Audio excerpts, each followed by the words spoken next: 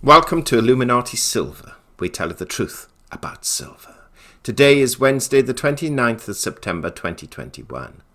And we're looking at an article published by Forbes, which stresses what is the purpose of gold and why one should hold it.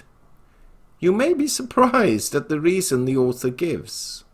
But first, a quick shout out to this morning's daily update, entitled Wednesday Morning Gold and Silver Update and Forecast.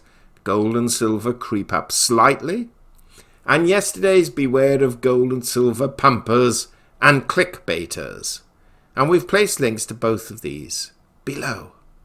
So let's now take a look as to why this particular author believes it is important to hold and acquire gold.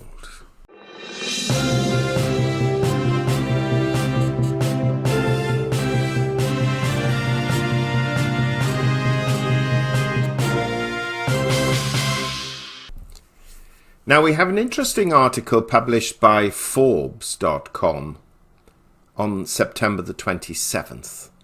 Now, we don't normally read an article from beginning to end because, of course, it's quite lengthy, but it does encapsulate an interesting perspective as to why gold and the acquisition of gold can be and often has been important. It's written by Clem Chambers, who's a senior contributor to Intelligent Investing. Let's take a look. Gold is a favourite for old fogies like me, but spanning the digital age gap as an early adopter of online in the 1980s, I grok and love crypto. Crypto is a kind of digital gold, or you might say gold is a kind of boomer Bitcoin. People dismiss gold as a barbarous relic, and governments de-emphasize its importance as a relic. So what is the point of a dense yellow metal, only good for trinkets, electronic contacts, and dodgy dentistry? Why do governments keep huge piles of it in extremely heavily guarded vaults? The answer is simple. Gold is for war. In war, your paper is at a big discount and practically worthless if you are losing. Governments renege on their paper promises after wars, either by not paying out, restructuring them into dust, or simply inflating the value away. In war, gold is what you pay with. I'm up to my armpits in gold. Not an asset I've ever put much into up to now, because it's crystal clear to me we're in for a lot of inflation. The market does not agree, which is very unsettling. I'm an equity guy, so to watch gold trade, I'm left wondering if it's much of a real market at all. It goes up like a rocket and drops like a rock. The sort of thing you'd expect from a penny stock. Gold is probably like a penny stock because there is so little real gold in play that is actually less liquid than Bitcoin. The COMEX contract trades about $1.5 billion a day, while Bitcoin traded $42 billion, and the gold ETF traded about $1 billion on Friday. Bitcoin trades 5% of its market cap, while gold's turnover is a fraction of that. Conversely, Bitcoin has a $900 billion market cap, while gold has approximately a $8 trillion market cap. Meanwhile, 148 billion pounds of gold is mined every year versus 13 billion of Bitcoin. Not sure if he meant pounds or dollars there. So gold can be judged as a liquid and Bitcoin is super liquid. But if you take Apple, you see that on the same day it turned much less of its market cap than gold, but multiples more than gold. One way to look at this is that gold as an asset sits a long way from the market. While colossal amounts stagnate underground, little is accessible in the market itself. There are lots of middlemen promising proxies to gold, but to actually hold it directly is actually very difficult. To me, this is what holds gold back: the illiquidity, the centralization, the difficulty of ownership. Gold is clunky and surrounded by middlemen. But like all tangible commodities, it will rise in notional value with inflation and can only fall if technology finds a more efficient way or discovers a cheaper source of production. Gold is not going to get cheaper to make anytime soon, and without inflation is here and here to stay.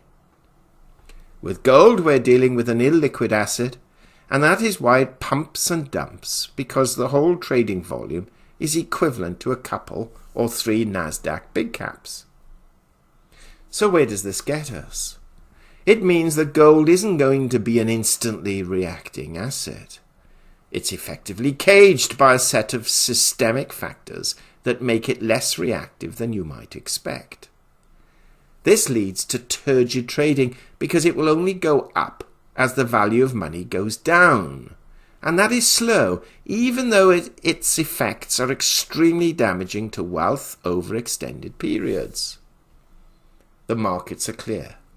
They are saying, deflationary recession ahead. I cannot make that work in my head.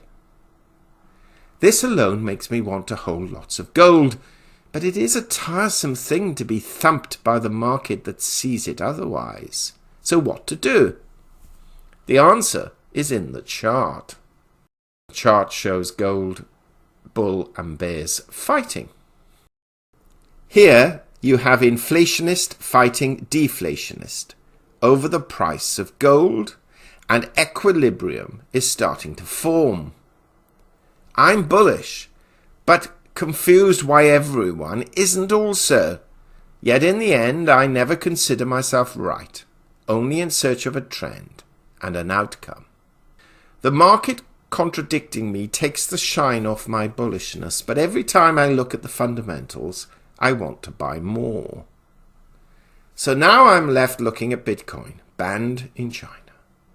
Casinos clamped down on in China.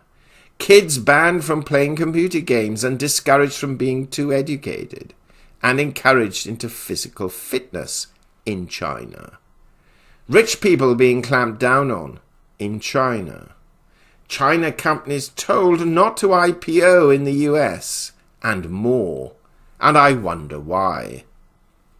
So I look at gold, and if it suddenly goes vertical, I might start thinking about the market catching on to long-term inflation. However, I won't. I'll be thinking gold is for war. China takes 10 years to do anything, and they may have just started on a course of action to buttress itself for a more American perspective on how they deal with other countries. If that is the case, it won't be inflation that will launch gold to the stratosphere. And if that is how the gold price goes, I'll be looking past minor inconveniences of economic problems to a much bigger picture. End of article.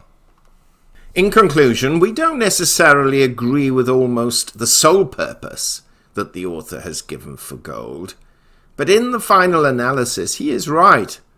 The problem moving forward, however, is that wars will not be fought conventionally in the future as they have done in the past. So then we are left with an Armageddon situation. Should such an event occur, we suspect that barter or rape and pillage will be the order of the day, as opposed to the gentlemanly handover of gold for food and assets. As we often state, though, only time will tell. Meanwhile, as prices fall, we will continue to buy, just in case. Thank you so much for listening. If you like the video, give us a thumbs up. If you don't, give us a thumbs down. By all means, please comment, but most certainly subscribe, press the bell sign. Until next time. Illuminati silver owners come from a background of banking, international wealth management and economics. Having now retired from these worlds, we are not qualified to give investment advice. Therefore, this and other productions must not be deemed to be giving such advice and merely represent the personal views of its owners.